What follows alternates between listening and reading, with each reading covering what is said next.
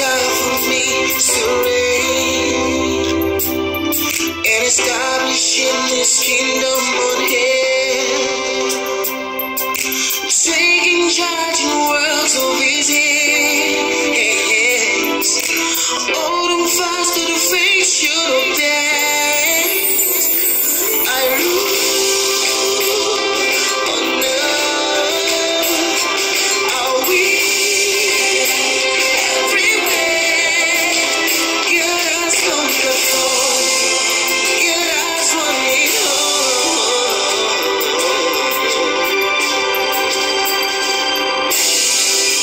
You cannot grow beyond your capacity.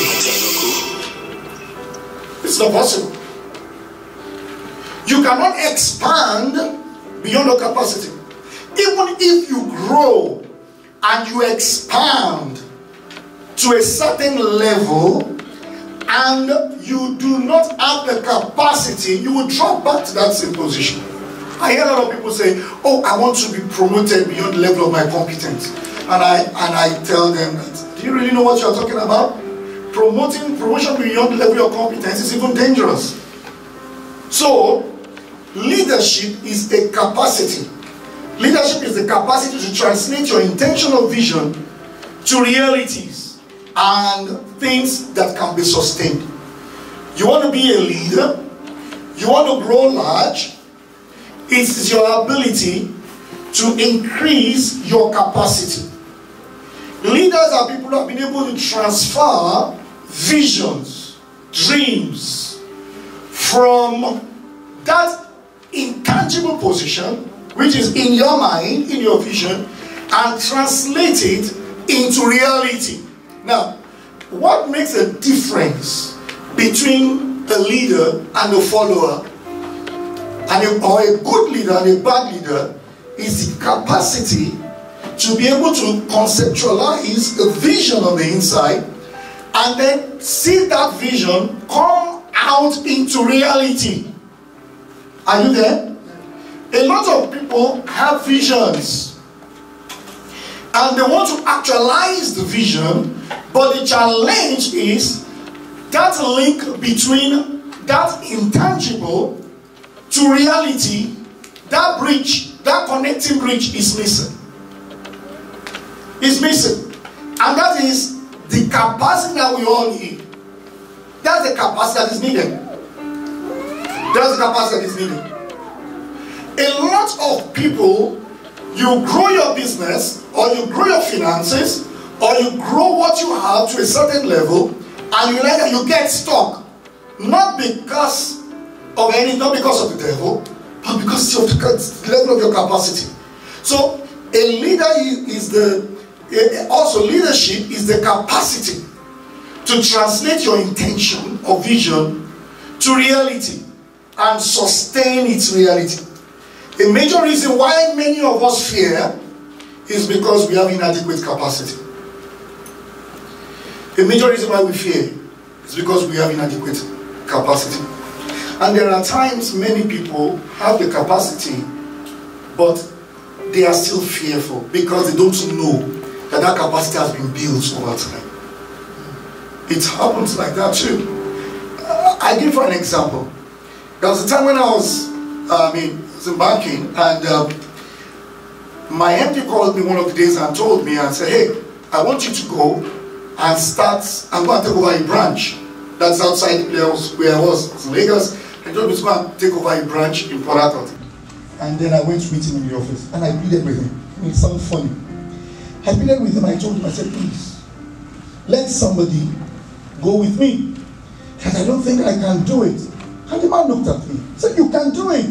Just go. We'll give you the backing from the head office. And when I went there, I did all that I knew to do. I prayed, I studied, I looked at the environment, I studied the environment and all. And I tell you sincerely, in 3 months, the branch was making excellent profit. What happened? Over time, I'd grown the capacity, but I never knew because the opportunity did not come. A lot of people who are listening to the sound of my voice in this room today and watching me live on the internet, you already have the capacity. But we are just afraid to launch the deep. Many of us are not be swimming in the shallow waters. And already you have the capacity. So when those opportunities come, we are afraid. The reason why many people are afraid is because they don't know that they have the capacity, or they don't even have the capacity at all. So what are we talking about here? I'm saying that promotion and increased responsibility without increased capacity. Note that word. Promotion or increased responsibility without increased capacity is dangerous. Not only dangerous, it is suicidal, it's self-destructive. For example, a medical doctor who is promoted or given the responsibility to be a surgeon without increased capacity, go cut off people, go do the operation, he becomes a murderer. Why? Because he does not have the capacity. And that is the challenge with a lot of people. A lot of people also are into business. And people see them, that the business is doing well, and people will approach them and say, hey, I see your business is doing well. Can I bring my own money and add to it so that your business can grow bigger? And the person is excited, say, oh yeah, I'm trading possibly with maybe $200,000, and somebody is saying you are making good profit. Now let me give you additional 200,000, and he's excited. The question is, does he have the capacity to handle 400,000? Now, giving him 400,000 could be a tsunami that will wash him away and wash the business totally away, because he does not have the capacity. He doesn't have the structure in place. So it is very, very important. You can't throw a medical doctor to say, hey, go be a surgeon, and he doesn't have the capacity. So every man's business size is a function or a reflection of his capacity. Every man's business size, no matter what you say, is a function of his capacity. Your business size is a function of your capacity. You are where you are because of the capacity you have, that you possess. The profit that you are making currently is because of the capacity that you have currently. What makes Bill Gates and Warren Buffett continue to expand and expand? Because they have the capacity. They have the capacity. I remember my first working place. I worked first when my paid job was in an oil and gas company. And I had this boss. He was the first indigenous oil marketer in that country there. And he began to grow the business. He grew it and grew it and grew it to a point wherein it expanded. Then it got to a time, because the key man factor was too strong. That is the one-man influence, the one-man business kind of model. The business had grew, him being a one-man business. And he didn't want to agree. And several people called him, hey, let's take this business to the stockbroking. Let's take it out to stop. Let's take it out to the floor, so you can have more people to come and invest in this business. And then you can also distribute the responsibility. He said no. Why? Because he just wanted to have 100% control. Then the business grew so much, and what eventually happened at the end of the day was that there were so much leakages. So much leakages. And then he had to work long hours in the office. He had to do all the thinking. He grew so old quickly. He worked long hours in the office. And then at the end of the day, they lost his business. He lost it. Because he grew beyond him. He didn't come to that realization that I have to bring in people on board now. It's bigger than me. And that's a lot of us. Our businesses or life is not going beyond what it ought to go, because we're not bringing people on board to share ideas, to share dreams. But when your business is still small, you still have to stay there. But what I'm saying is that you get to it and it grows so big, you just have to bring people in. So the size of your business is a function and a reflection of what? Of your capacity. Peace and love in the home is also a function of capacity. So, oh, what are you talking about here? Do you know that it's not everybody has the capacity to love? Not everybody has the capacity to forgive. That's why we need the dimension of God. A lot of people find it difficult to forgive. Why? Because they don't have that capacity. You don't have the capacity. Which is also at times a function of our background. Anyone that comes possibly from a home or a background that has been abused over time may find it difficult to love. I watched a movie recently of this man that sang I Can Only Imagine, and he was telling of his story. The mom left the father when he was still a young boy, and the father in fact he called his father that is a monster. I mean, in terms of his relationship with him. The father will hit him on the ground and beat him. And the boy eventually, at the point that when he grew up, he had to leave his father, because he grew up with his father. And he struggled through life because of that background, until he had to go confront his background. Not until then did he have that capacity to be able to be that person, to succeed. In fact, after a long time he left his father, he now went back to his father, and the father now met with Christ, and Christ has changed his life. And the father was now trying to find every way to get back to him. And he found it difficult. And the father was saying, will you find a place to forgive? And the guy said, it's not so easy like that. So according to the story, the movie, as he was going to storm out from his father's presence, he now saw that his father was already diagnosed for cancer. And that was what broke him down. But by this time, the father was already old. But they now came back together. That was a turning point to his background. You might have come from whatever background it is. Please note it. You have the capacity to love. You have the capacity to forgive. You might have even been abused. You still have that capacity. The only thing is just you have to yield yourself. Confront it. Don't run away from that background. Don't run away from it. Face it. Even when we talk in terms of church growth and strength, it's also a function of the leadership capacity. See, a church is 2,000, is 3,000, is 100, is 200. It's a function of the capacity of the leader.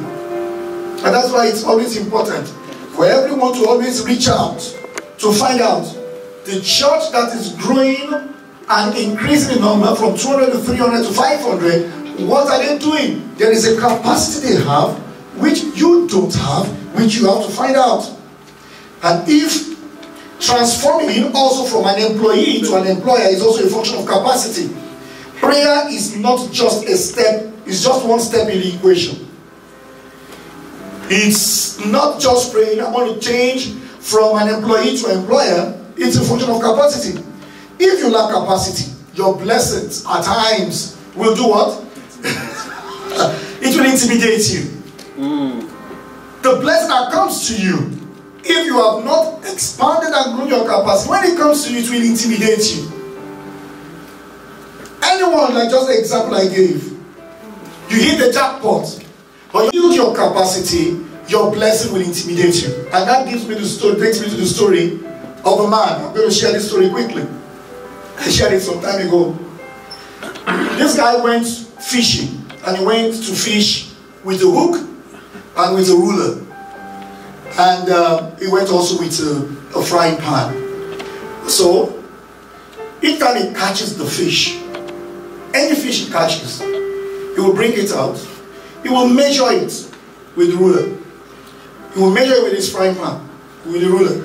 And then, I will measure it. If it is longer than that ruler, he will throw it back into the sea. But if it's the shape, the size of that ruler, or is smaller than that ruler, he will keep it.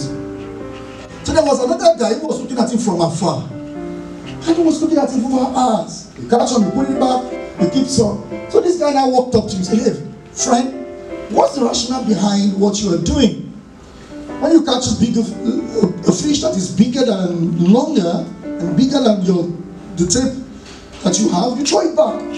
And the guy said, forget it, there is no rationale behind it. All that happens is that I have a frying pan at home, and any fish that is longer than this ruler, because I have measured the diameter of the frying pan, anything that is longer than this frying pan, what do? I throw it back because I don't have the time. But anything that is within this ruler, which is the diameter of my frying pan, which is carried, I take it along home. And the guy looked at him. So why don't you change your frying pan? And that's so simple. Why don't you change your frying pan? I'll got the fish. But you know what? Many of us are laughing at him in this room. But you know what? That's how many of us are. When there is a dream that comes to us that is bigger than our mind, bigger than our frying pan, what do? We throw it back. When it is small, what do? We keep it. When somebody comes to you with a business idea, you're an employee and say, hey, let's go make money, let's go do this. Say, what's the dream like? What's the dream like? Say, oh, it's big. Just, oh, no, it's not for me. No, I don't want to go through those stress. And then many of us will walk away from it. Why? Because that fish is bigger than our frying pan. And what is our frying pan? It's our mind. It's our mind. And today, what we're going to do today is to challenge us to change our frying pan. Go change your frying pan. Go change your mind. Stop being comfortable with fish that are small, that fit into your mind, as it is today. Go change your frying pan. Don't be like me. That my MD called me that day, said, I want to go head up a branch. And I said, no, don't take me there. And the man said, you can't. All he just wanted me to do is change my frying pan. Know that you can head the branch, a region. And I changed my frying pan. It was not so easy, but I changed my frying pan, and that was it. And I'm going to conclude, I'm going to go now, how do I build my capacity? Which is important. How do I build my capacity? Number one, introduce or bring order into your life. It is very important. For you to build your capacity, you must first of all arrange yourself. Taking out junks, because those junks are occupying space. Take out junks. Know your destination. Dig deeper and sacrifice. Don't just say, I want to increase my capacity, and there are so many junks. Introduce first and foremost order. Somebody say order. Order. Introduce order into your life. Eliminate anything that wastes your time. Eliminate wrong relationships. Now let me tell you sincerely, if actually you're going to increase your capacity, at times, like I said, you must change your environment. At times you may need to change your neighbors. You cannot continue to have the same neighbor and expect your capacity to be enlarged. When I talk of neighbor now, I'm talking of people you deal with. And you know one thing about life? Anytime you want to change your capacity, people will tell you, what are you trying to do? You can't just go. You can't do it. An example of it is what I see referenced in the scripture, 2 Samuel chapter 18, verse 29 to 30. This is a story of David and his son Absalom. Absalom happened to be his son, and Absalom was not ready for David to die before he took the throne. And then Absalom overthrew him. He planned a coup and drove him away from the palace. And there was a person, and then after he drove him away from the palace, the mighty men of David, they went and fought Absalom and defeated him. Actually, they killed him. But there was a young man who wanted to go and break the news to King David that Absalom had been defeated. But he did not have the full capacity. So what did he tell? He took off and started running. He even outrun the person who had the message, who had the capacity. And when he got to David, David asked him, hey, what about that man, young man Absalom? You know what the man said? Hyenas. He said, well, what I could see is that I saw a lot of commotion. But I did not understand what it's about. I saw a lot of dogs, I saw a lot of fighting, I saw a lot of juggling here and there. So, but I didn't understand. But if you don't understand, why do you have to run? If you don't understand, why do you have to run? Because you don't have the capacity to deliver the message. But the guy was just eager to run. And a lot of us are very eager to run. We think it is in the running without first building the capacity. But you know what? You will get there ahead of others. But verse 30 says, David said to the man, wait here. Now when you run without you having the capacity, eventually you will be put on the reserve bench. You will be put on the reserve bench. If you run and it's not yet time for you to run, you will be put on the reserve bench. So first of all, first and foremost, put order around you. Take away junks. Anything that wastes your time. Anything that wastes your any relationship that is not productive. There are some relationships that are productive to you in the level in which you are now, but they are not productive to you for the destination you are going to. You must be able to find out. At times, some people may mistake you to be proud. So he's become proud now. He's no longer talking to us. He used to hang out with us before, but he no longer hangs out with us. But the capacity has changed. And that's what a lot of young couples need to know. A lot of young guys, before you get married, you used to hang out with your friends till late into the night. But now you are married. Your friends call you, hey, Joe, let's hang out. And you say, can I go? And your wife says, you want to go where? You sit down with me at home. Then Joe picks up and says, guys, I don't think I'm going to come out today. So why? I have to be with Jane. Then his friends say, oh, now he's proud. He's proud. He used to hang out with us. Now he's married. He's no longer hanging out with us. The issue is people have not come to realize that the capacity has changed. You're no longer running with the same rules.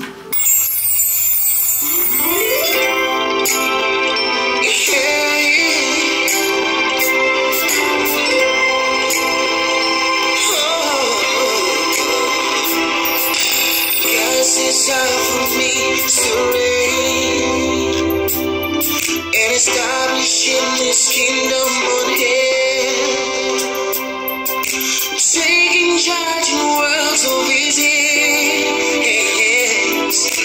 Hold him fast to the face you'll dance. I rule on earth. I will everywhere. Get us on the floor.